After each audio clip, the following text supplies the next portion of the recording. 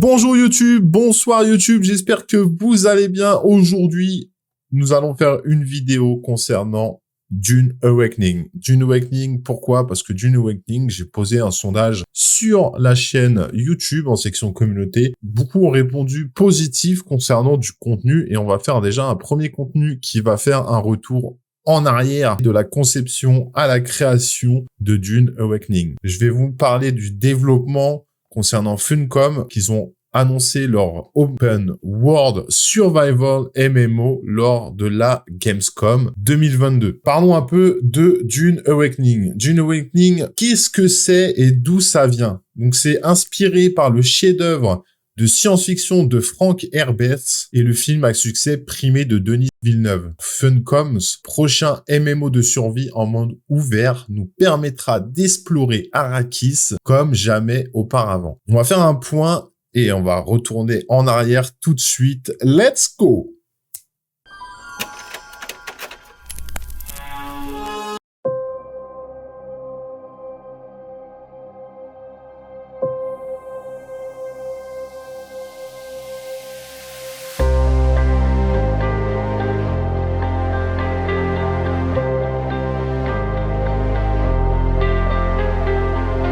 Nous nous retrouvons à Oslo, en Norvège, le 23 août 2022. Funcom est ravi d'annoncer DUNE Awakening, une nouvelle étape ambitieuse pour le MMO de survie en monde ouvert sur PC, PlayStation 5 et Xbox Series XS. Travaillant avec Legendary Entertainment, DUNE Awakening se déroule sur Arrakis et s'inspire à la fois des romans de Frank Herbert et du film primé par l'Académie Denis Villeneuve, tout en explorant de nouvelles possibilités passionnantes dans la franchise. Annoncé à la Gamescom, la toute nouvelle bande-annonce cinématique donne un avant-goût de ce qui est à venir. Le jeu peut être whitelist dès maintenant sur Steam et tout le monde peut également s'inscrire à la bêta sur le site de thegame.com. Parlons un peu de DUNE Awakening qui combine la grisaille et la créativité des jeux de survie avec l'interactivité sociale des jeux multijoueurs persistants à grande échelle pour créer un MMO de survie open world unique et ambitieux. Passer à la survie, à la domination dans Arrakis, vaste et transparent, partagé par des milliers de joueurs.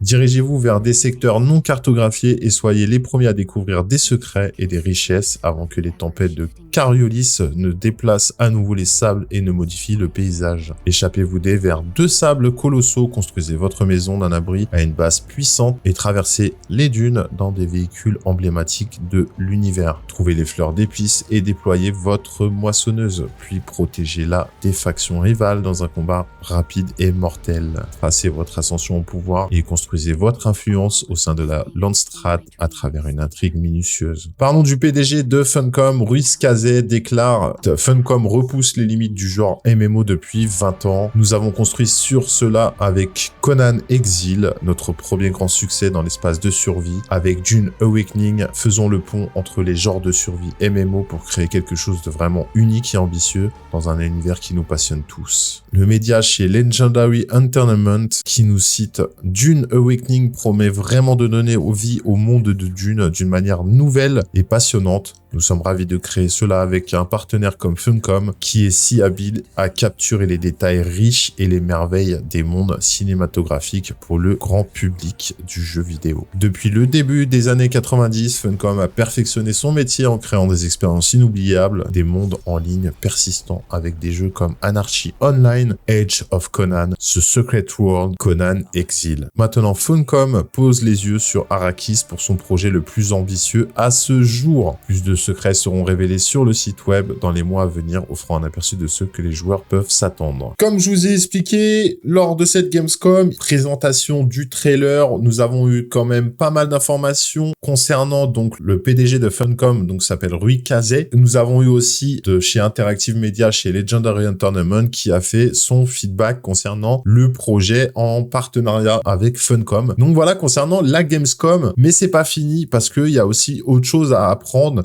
Concernant la Gamescom, c'est ce qui avait été annoncé donc le 23 août 2022. Aujourd'hui, on est quand même donc le 18/11/2023. Ça fait tellement longtemps que le jeu est en cours de développement, en cours de création. Il y a eu des belles annonces, un gros teaser lors de cette Gamescom avec des donc Funcom et Legendary qui ont fait leur feedback concernant tout cela et leur collaboration. Maintenant, on va passer au PC Game Show pour l'interview du studio de chez Funcom. Let's go! Let's go, on retourne en arrière.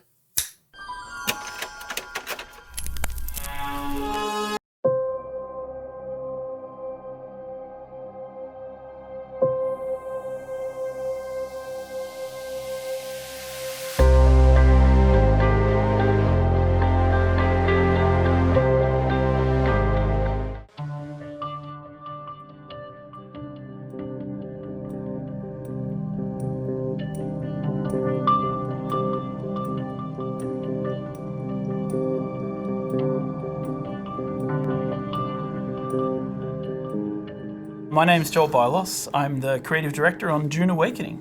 So DUNE Awakening is a survival, open world, massively multiplayer game. It is a game where players are invited to explore the world of DUNE. They involve themselves in politics, they involve themselves in intrigue, they involve themselves in combat, they have to survive on the most dangerous planet in the universe. And through this experience, they come to know the factions in the world and the universe.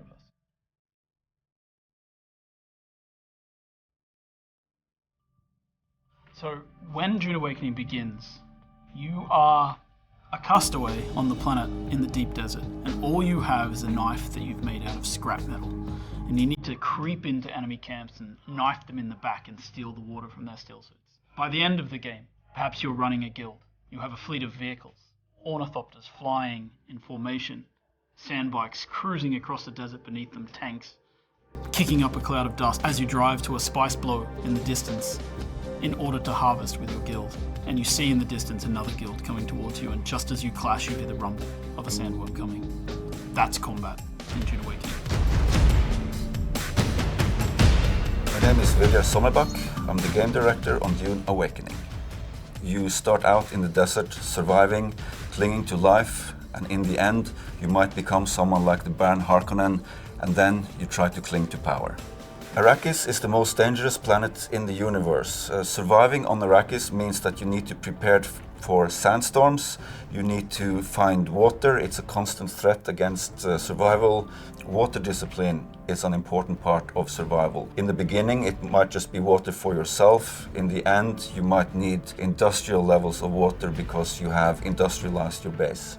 And the storms are an important part of survival as well. You have to find shelter in the beginning, you have nothing to your name. After a while you will have a base, and then you will build a bigger base so that that doesn't become as important. But then you always have to go out in the desert and make sure that you can compete against the desert. In the end, you might even be riding the storms of the desert to actually gain access to unique resources. But you always need to return, and every time you go out, you have to be careful of the worm. Because if you get caught by the worm, there will be nothing left of you, and you will leave nothing behind. With DUNE, we have a particular focus on a style of combat that we like to call combined arms, and it takes all of the elements that players would expect from the books and the movies, and it puts them together in this great chaotic kind of experience. So we have vehicle combat, we have abilities that you might see in the great schools in the DUNE universe, we have melee combat, and we have range combat, and all of these things work together to create both player versus environment, PvE kind of combat, as well as massive PvP battles for players to participate in. And it's the combination of these things that really makes it feel like sandbox combat, where players have the ability to, pick their loadouts and see how they go into battle. We have a broad spectrum of combat capabilities. We have melee weapons like knives and swords. We have range weapons. Then we have ground vehicles and air vehicles. They all come with configurable capabilities like las guns, rockets, miniguns, things like that. You will be fighting on foot, you'll be driving vehicles, you'll be flying in ornithopter, and it all comes together there. The more coordinated you are, the better it is, the better prepared you are, the better it will be. If you're playing with someone for the first time or you didn't prepare properly, it will be chaotic, but if you prepare, if you coordinate, then you will perform with lethal efficiency. So, the world of Arrakis is full of political intrigue, and we have this fantastic concept from the stories called Canley. And Canley is basically the rules of engagement. It's this thing called the Great Convention that defines areas of the world where players are allowed to interact in different ways. So in Dune Awakening, players will have different areas of the world that are enabled for example, full player versus player combat, and areas that are safer and that are patrolled by Sardaukar troops and kept safe. And so players really have this sort of free opportunity within the sandbox to find the locations where they can fight with each other, or to stay in the locations where they're safer, right? And that's up to the player and how they want to approach the game. In Dune Awakening, we've got many different types of weapons from across the universe, drawing upon the books and the movies. We have las guns, mauler pistols, we have scatter guns, pellet guns. In addition, we have all of the sort of melee weapons you'd expect to see, cryst knives and kinjals and short swords and rapiers. And in addition to that, of course, we also have abilities that players can learn through the great schools of the universe, such as Mentat abilities or Bene Gesserit skills. You can fight other players wearing Holtzman shields. There's a system involved where people will want to get close because the slow blade penetrates. And so you want to use melee to get through a shield in a duel like that. And of course, like if people don't have shields, because shields draw the sandworm, you want to make sure that you use ranged weapons. So there's a real interplay between systems, between the way that shields interact with both the world and the environment with sandworms, and also how they interact in close personal combat. Anytime that you step onto the sands of Arrakis, you risk drawing a worm. You can multiply that by driving vehicles on the surface. You can multiply that by using shields or suspensor belts. Holtzman technology will draw the worm.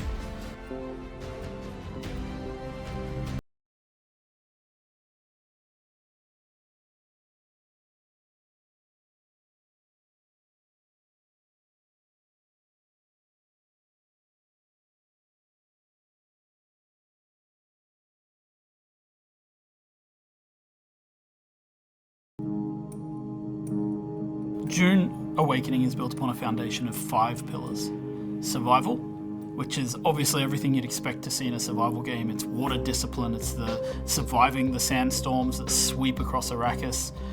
Then we have politics and intrigue, which speaks to the faction gameplay of the game. It's about, siding with one of the factions, thinking about how they work together, perhaps assassinating members of the other factions.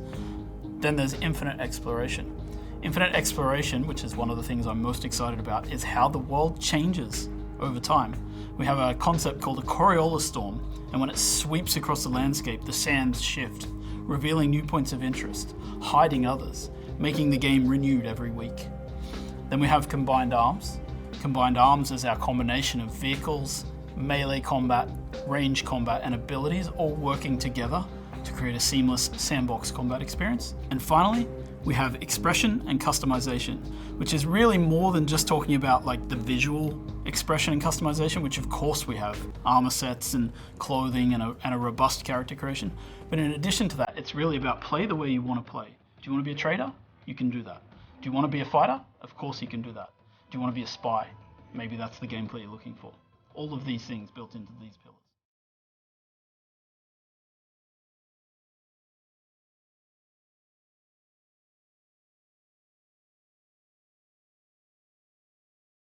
So Anarchy Online, when we started, Anarchy Online was a huge undertaking for Funcom at the time. We didn't always know what we were doing, but we were learning on the job to a large extent.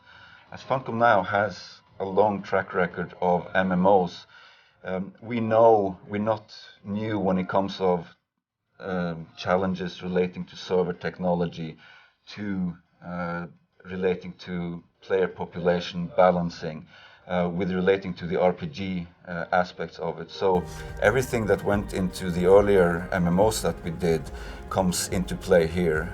We are taking it a lot further though, because we're not a traditional MMO in the sense that there's combat in our game is much more second to second and intense than you would find in an MMO, for instance.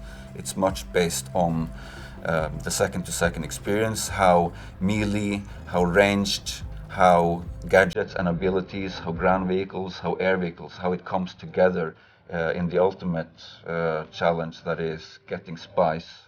In Dune Awakening, PvP is about large-scale competition and small-scale competition. Players in guilds competing for spice resources in the world And PvP can be done on many levels between players, right? It doesn't necessarily mean players killing players. It can also be players out intriguing other players, finding ways to give them false information, tricking them into going to the wrong area to look for a spice blow, or perhaps like misleading them into looking at in an enemy base for the wrong thing, right? In our game, spice is obviously a very important mechanic, as it is in Frank Herbert's stories. As players consume spice, they unlock the ability to level up skills in the game. And those skills, as you train them, you choose which ones to train. You have active skill training. As you train those skills, the more spice you consume, the more you're allowed to train. If you don't have a lot of spice in your blood, you obviously can't train as much. However, this also comes at the cost of becoming woefully addicted to spice. So the journey of the player, we've divided that into 4 parts. We think of them as survive, protect, expand, control. The survive part means that you're up against the planet itself and you're clinging on to life. In the protect phase, you've gathered some stuff, you might have a base, but you also want to make sure that nobody else comes to take it away from you, so you try to build defenses and make sure that your base is in the clear. Then, in the expand phase, you lift your gaze and you look around and you see that others have stuff as well, and you might want to take their stuff. Then, in the control phase, you may find yourself being a part of a guild or even the leader of a guild. Then, the goal is to control the flow of spice on Arrakis. However, you're never safe. There's always someone lurking around the corner. Can you really trust your second in command? So, the goal of the control phase is that you are clinging to control. In DUNE Awakening, we have a wide array of combat capabilities. Infantry consists of melee with knives, swords. You have ranged weaponry, gas-powered, las guns. You have gadgets, you have abilities. And building on that, we have ground vehicles, we have air vehicles with their own combat capabilities. And when all of this comes together, you'll find yourself in the desert, in a spice harvesting operation. And there might be another guild attacking you to get your spice. And whenever you get into combat in the desert of Arrakis, try to get it over with quickly. Because not only are you fighting human combatants, but the planet Arrakis itself is the greatest protagonist there is. As you're fighting in the desert, there might be a sandstorm rolling in, and the sandworm will be attracted to the vibrations that you cause. So get it over with quickly, and then return to solid ground.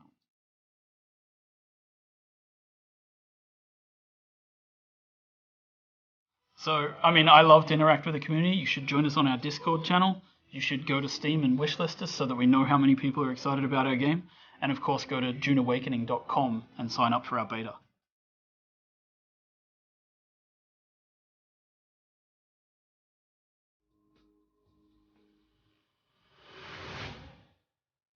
Et nous voilà à la fin de cette vidéo. C'était pour vous faire un retour sur ce qui s'est passé dans le passé.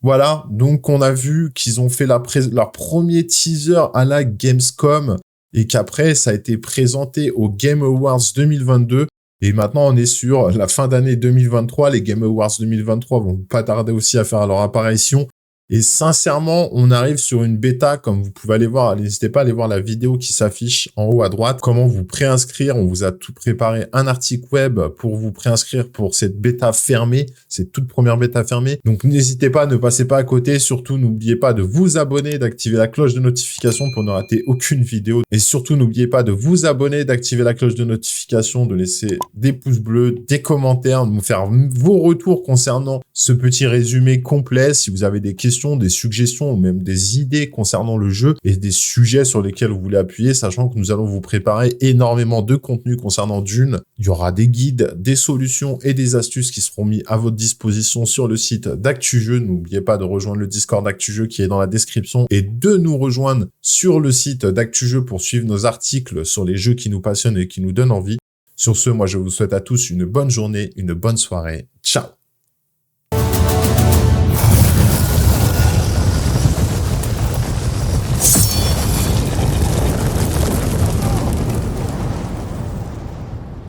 Only I will remain.